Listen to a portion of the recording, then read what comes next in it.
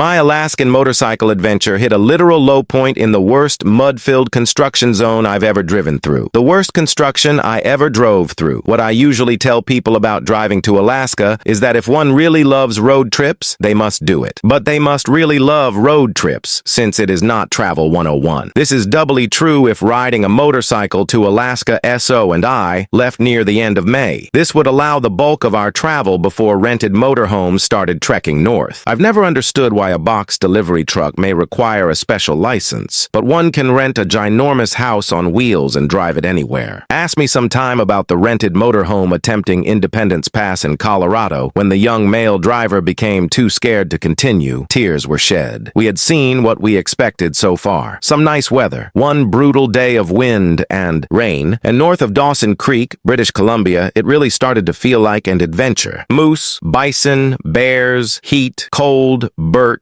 spruce. This is what we wanted. Our plan was minimal and we didn't want to be tied down, so we didn't have any hotel reservations along the way. This was several years ago and I'm not sure I would do it without planning today. I'm also not sure if this is because I'm a bit older and smarter or because I'm now sadly less adventurous. Roads had been surprisingly good through Fort Nelson, British Columbia. We hit our first construction zone a short time later. It was slightly loose chip seal but rather long. I didn't think it was that bad. I don't even recall slowing down.